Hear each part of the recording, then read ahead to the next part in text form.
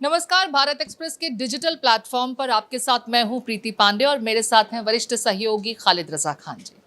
खालिद जी, बहुत स्वागत है आपका। आज अपने दर्शकों के लिए जो विषय हम लेकर के आए हैं वो है कॉमेडियन कुणाल कामरा, जो सुर्खियों में है। और जिस तरीके से उन्होंने एक पैरोडी टाइप का गाना गाया, उसके बाद महाराष्ट्र की सियासत में ज़बरदस्त भूचाल खड़ा हो गया है। ज़बरदस्त विरोध प्रदर्शन हो रहे हैं, इनके खिलाफ कई शिकायतें दर्ज कराई गई हैं। पहले हम चर्चा को आगे बढ़ाएं, अपने दर्शकों को बता देते हैं कि दरअसल हुआ क्या है। कुणाल कामरा, जिनके कई comedy show, stand up events आपने भी देखे होंगे, तालियां भी बजाई होंगी, उनके लाखों फॉलोअर्स हैं। लेकिन अगर आपके बड़े फॉलोअर्स होते हैं, इसका ये मतलब नहीं है कि आप किसी को लेकर के भी कुछ भी अनर्गल बोल जाएं। हालांकि हम अक्सर देखते हैं, चाहे समय रैना वाला विवाद हो या इस तरह के कुछ और शोज हों जो अक्सर विवादों में रहे हैं, एक बार फिर से ऐसी ही कुछ गलती कुणाल कामरा कर गए हैं। महाराष्ट्र के डिप्टी सीएम और पूर्व मुख्यमंत्री एकनाथ शिंदे को लेकर के जो उन्होंने गाना बनाया, मशहूर फिल्म की गाना भोली सी सूरत आंखों में मस्ती, उसको उन्होंने अपने शब्दों में जब बयां किया तो शिव सैनिक नाराज हो गए। इस कदर नाराज हुए कि जबरदस्त तोड़फोड़ की गई। जिस ऑडिटोरियम में ये इवेंट हुआ था वहां भयंकर तोड़फोड़ हुई। 40 शिव सैनिकों के विरुद्ध एफआईआर दर्ज कराई गई। और इतना ही नहीं, मुंबई में, ठाणे में, खारगर में शिकायतें लगातार उनके विरुद्ध दी जा रही हैं कि पॉलिटिकल कॉन्स्पिरेसी है ये सिर्फ एक कॉमेडी इवेंट नहीं था, कॉमेडी शो नहीं था, पॉलिटिकल कॉन्स्पिरेसी है जो कुछ राजनीतिज्ञों के साथ मिलकर कुणाल कामरा ने हैच की और फिर जनता के बीच जाकर परोस दिया। और उसमें सिर्फ और सिर्फ एकनाथ शिंदे का अपमान किया गया है। शिव सैनिक नाराज हैं, खूब विरोध प्रदर्शन हुआ, तोड़फोड़ हुई। क्या कुछ पूरा मामला खालिद जी से समझ लेते हैं। खालिद जी, यूं तो हम अक्सर पॉपुलर फिल्मी गानों के शब्द तोड़ मरोड़ कर अपनी जो सोच है उसे बयां करने के लिए इस तरह के कॉमेडियंस द्वारा ऐसी चीज़ें की जाती रही हैं, देखते सुनते भी रहे हैं। लेकिन इस बार ऐसा क्या हो गया कुणाल कामरा से, ऐसी कौन सी गलती हो गई जिसकी वजह से ये मामला इतना तूल पकड़ गया है? देखिए, कुणाल कामरा मशहूर हैं इस बात के लिए कि वो पॉलिटिकल सटायर पेश करते हैं। वो गाने को की जो पैरोडी है उस तरीके से। तो इस बार भी उन्होंने सिर्फ ऐसा नहीं है कि सिर्फ उन्होंने एकनाथ शिंदे पर इस तरह का कटाक्ष किया हो, वो भी इनडायरेक्ट है। एकनाथ शिंदे पर अगर पूरे वीडियो को सुना जाए तो उन्होंने एकनाथ शिंदे का नाम नहीं लिया है। उन्होंने भोली सी सूरत, ये दाढ़ी वाली सूरत और क्या आंखों में चश्मा, इस तरह का इस्तेमाल किया। लेकिन उससे ज़्यादा उन्होंने किस बात को, अंबानी के बेटे का अगर पूरे वीडियो को देखा जाए तो जो अभी अंबानी ने अपने बेटे की शादी की, उसको लेके अंबानी की, मैं तो ये कहूँगा कि वो उतना ज़्यादा नहीं जाए, किसी हद तक थोड़ी बॉडी शेमिंग भी हो गई है। अंबानी ने अपने जो छोटे बेटे की जो शादी की, वो उसने कंट्रोवर्सी क्रिएट नहीं किया। अमित शाह और मोदी पर भी है उसी वीडियो में, तो वहाँ वो भी कंट्रोवर्सी नहीं हुई। लेकिन एकनाथ शिंदे पर इनडायरेक्टली जो उन्होंने कहा उस पर कंट्रोवर्सी हो गई। तो अब चूँकि शिवसेना पहले से जानी जाती है इस बात के लिए कि उनके लीडर के खिलाफ कभी भी अगर कुछ बोला जाए डायरेक्टली या इनडायरेक्टली, तो शिवसेना आउट ऑफ वे जाके वो अग्रेसिव हो जाती है, वो प्रोटेस्ट करेगी, तोड़ फोड़ करेगी। इसके लिए शिवसेना शुरू से जानी जाती है। तो वही उन्होंने किया। यहाँ तक कि ये मैं इस बात से इत्तफाक करता हूँ कि पैरोडी में भी उस तरह से इस्तेमाल नहीं किया जाना चाहिए कि मतलब एक तरह से शेमिंग नहीं करनी चाहिए। लेकिन जी, मर्यादा समझनी होती हैं। यहाँ पर हम आगे बढ़ें। बाप चुरा लेना, इसने इसका बाप चुरा लिया और फिर ये कहना, अपनी बात को वो समझाने की भी कोशिश कर रहे हैं कि मैं सचिन तेंदुलकर की जाकर आधा घंटा तारीफ करूं और उसके बाद बोलूं कि अब ये मेरा बाप है, तू अपने लिए दूसरा बाप ढूंढ ले। ये जो चीज़ें हैं, ये कुछ समय तक तो कुछ चीज़ों को बर्दाश्त किया जा सकता है, लेकिन जब आप बाप पर आ जाएं और सीधे सीधे कहें कि किसी का बाप चुरा लिया, वो किसी को भी पसंद नहीं आएगा। नहीं, कुणाल कामरा बहुत बोला, कई बार कंट्रोवर्सी इसलिए होती है कि वो जिसको कहते हैं कि वो लिमिट क्रॉस कर जाते हैं। वो तो लिमिट क्रॉस नहीं करनी चाहिए। सबको आज़ादी है, अपने हिसाब से अपनी बातें पेश करने की आज़ादी है, जो फ्रीडम ऑफ एक्सप्रेशन है वो। लेकिन फ्रीडम ऑफ एक्सप्रेशन का मतलब नहीं, वो जो कहा जाता है कि फ्रीडम ऑफ एक्सप्रेशन तभी तक एक्सेप्टेबल है जब तक किसी का घूंसा हमारी नाक को टच नहीं कर रहा है। तो वो घूंसा नाक को टच करा रहे हैं। तो हालांकि बाकी लोगों के बारे में भी जो मैंने अभी बताया कि उन्होंने अपने कॉमेडी शो में वो बातें कहीं, लेकिन एकनाथ शिंदे को लेकर जो प्रोटेस्ट हुआ वो कुछ ज़्यादा वो भी हो गया। इसलिए कि उनके एक एमपी ने यहाँ तक कह दिया कि अब इनको ये पूरे देश में शिव सैनिक इनको कहीं भी छोड़ेंगे नहीं, जहाँ जहाँ ये जाएंगे इनको खदेड़ते रहेंगे, इनका विरोध किया जाएगा और यहाँ तक कि उनको देश छोड़ना पड़ेगा। क्या ये ऐसा मामला है कि उन्होंने अगर अपनी बात लिमिट क्रॉस करके कह दी तो ये कहना भी क्या जायज़ है किसी शिवसेना एमपी के ज़रिए कि उनको देश छोड़ना पड़ जाएगा, उनको देश निकाला दे दिया जाए? इस तरह की भाषा भी एक्सेप्टेबल नहीं है। और ऊपर से संजय निरुपम यहाँ तक कह देते हैं कि कल 11 बजे दिन के बाद से अब कुणाल कामरा की जो भी है कि उल्टी गिनती शुरू होती है या उनके खिलाफ कुणाल कामरा ने जो गीत बनाया उसमें कुछ चीज़ों का जिक्र करते हैं जिसमें गद्दार वर्ड इस्तेमाल वो करते हैं, दल बदलू इस्तेमाल करते हैं, जिस थाली में खाए उसी थाली में छेद करें, इस तरह की शख्सियत सीधे सीधे एकनाथ शिंदे को कह रहे हैं। और फिर ये कहना कि शिवसेना से बाहर आ गई, आपकी वजह से एनसीपी से बाहर आ गई, जनता को 9 ऑप्शंस मिल गए, एक जो पार्टी का फॉलोअर था उसे 9 ऑप्शंस दे दिए गए।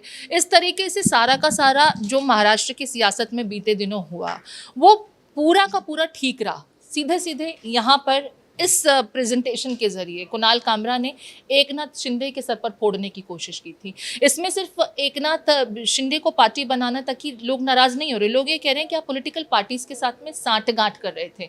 शिकायत में राहुल गांधी का भी नाम है, संजय राउत का भी नाम है, आदित्य ठाकरे का भी नाम है। इसको आप किस तरीके से देखते हैं? ऐसा लगता है कि पॉलिटिकल कॉन्स्पिरेसी थी इस कॉमेडी शो के ज़रिए? देखिए, इस पर तो मैं श्योर नहीं हूँ कि पॉलिटिकल कॉन्स्पिरेसी है या फिर जो उन पर इल्ज़ाम लग रहा है कुणाल कामरा पर कि वो पेड हैं, कि उनको ख़ास तौर से उद्धव ठाकरे ग्रुप जो है उसकी तरफ से उनको इस्तेमाल किया जा रहा है और वो उनको मतलब पेड है वो। लेकिन मुझे ऐसा लगता नहीं, कुणाल कामरा अपने पहले भी तमाम जो कॉमेडी हैं उसके ज़रिए हमेशा कंट्रोवर्सी में रहे हैं। उनके हर 2-4 महीने पर एक ऐसा कुछ वो पेश कर देते हैं कि वो किसी कंट्रोवर्सी में फंस जाते हैं, तो ये उनकी पुरानी आदत है। लेकिन अब इसके पीछे वो पेड है कि नहीं है, उसके पीछे पॉलिटिकल कॉन्स्पिरेसी है कि नहीं है। यहाँ तक तो कुणाल कामरा का सही है कि शिवसेना से बाहर आ गई, एनसीपी से बाहर आ गई, ये बात सही है, ये बात जनता को भी समझ में आती है। लेकिन किसी का नाम लेके ये गद्दार कहना या और भी कई तरह के जो जिसको कहते हैं कि जिस थाली में खाया उस थाली में छेद, मुख्यमंत्री जो अभी हैं वर्तमान में उनकी गोदी में पाए जाते हैं, मंत्रालय में नहीं मिलते हैं। मतलब कंप्लीटली उनकी एक जो पिक्चर पोर्ट्रेल की गई है वो किसी के लिए भी अपमानजनक ही होगी। और ख़ास करके अगर आप पब्लिक फिगर हैं, डिप्टी सीएम हैं, यहाँ पर मर्यादाओं के साथ में मुझे लगता है कि अपने दायरे को काफ़ी हद तक क्रॉस किया है। हालांकि इसमें कुछ फैक्ट्स जैसा कि आप भी कह रहे हैं कि ठीक है पार्टियों का यहाँ पर टूटना हुआ, एक पार्टी से 2 पार्टी बनी और महाराष्ट्र में तो कुछ ज़्यादा ही हुआ। लेकिन सारा दोषारोपण सिर्फ एकनाथ शिंदे पर डालना, इसी वजह से क्या इसको मैं इस तरह से देखूं कि राहुल गांधी का भी अब नाम आ रहा है, संजय राउत का भी नाम आ रहा है, आदित्य ठाकरे का भी नाम आ रहा है कि जो शिकायत दर्ज कराई गई है शिव सैनिकों के द्वारा उसमें इन चारों को, कुणाल कामरा को जोड़ते हुए पार्टी बनाया गया, एक्यूज्ड बताया गया है कि ये सब कुछ एक कॉन्स्पिरेसी ही थी। पर वो तो स्टैंड नहीं करेगा, वो जो कॉन्स्पिरेसी वो जो एफआईआर में या जो इस तरह के जो राहुल गांधी का और उद्धव ठाकरे का इन सब का नाम, वो स्टैंड नहीं करेगा वो उनका जो इल्ज़ाम है।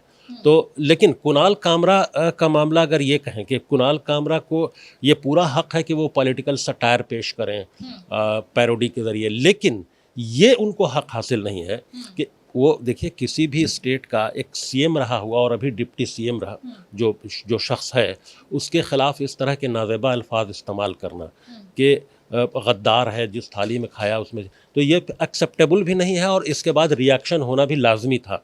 लेकिन रिएक्शन भी जिस तरह से हो गया उस तरह से रिएक्शन होना नहीं चाहिए।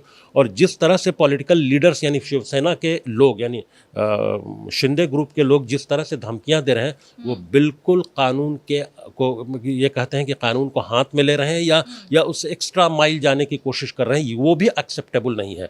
किसी को देश निकाला की धमकी देना, किसी को ये कहना कि अब तुम्हारी उल्टी गिनती शुरू हो गई है, कल 11 बजे दिन के बाद से तुम्हारे खिलाफ ये हो जाएगा, तो ये पता ही एक्सेप्टेबल नहीं। अगर उन्होंने कुणाल कामरा ने किया है जो मैं भी एग्री नहीं करता हूं, तो इसको आप कानून को फैसला करने दीजिए, कोर्ट में जाएगा मामला या पुलिस अपने हिसाब से एक्शन लेगी। लेकिन ये जाकर तोड़ फोड़ करना और इस तरह से उनको धमकी देना, देश निकाला की बात करना या फिर इल्ज़ाम तो ये सब पॉलिटिकल लगते रहते हैं कि किसी लीडर का नाम दे दिया वो स्टैंड नहीं करेगा, लेकिन ये गलत हो रहा है अब कि जिस तरह से रिएक्ट किया जा रहा है। लॉ एंड एंड ऑर्डर की सिचुएशन को क्रिएट करना, कानून को अपने हाथ में लेना भी परमिसिबल नहीं है। हालांकि 40 शिव सैनिकों के विरुद्ध तोड़फोड़ करने के मामले में पर्चा दाखिल किया गया, उनके खिलाफ कार्रवाई हुई है। यहाँ पर खालिद जी, कुणाल कामरा वाले मसले से पहले भी मैं लेकर के जा रही हूँ। मैंने शुरुआत में भी समय रैना के शो का जिक्र किया था, इंडियाज़ गॉट लेटेंट। आप कॉमेडी के नाम पर कुछ भी नहीं परोस सकते, ये आपको समझ में आना चाहिए। हमें कुछ ऐसी गाइडलाइंस बनानी होंगी जो सोशल मीडिया पर भी इम्प्लीमेंट करने के लिए हों, क्योंकि आज की डेट में हम देख रहे हैं कि लगातार इस तरह के मामले सामने आते हैं और आप कॉमेडी के नाम पर कुछ भी कह देते हैं। आपको इतना अधिकार किसी ने नहीं दिया है। हालांकि वो मामला सुप्रीम कोर्ट तक गया और वहाँ पर उनके कुछ शोज डिलीट भी किए गए, उनके खिलाफ एक्शन भी हुआ, देश विदेश में विरोध तक हुआ उनके कमेंट्स का।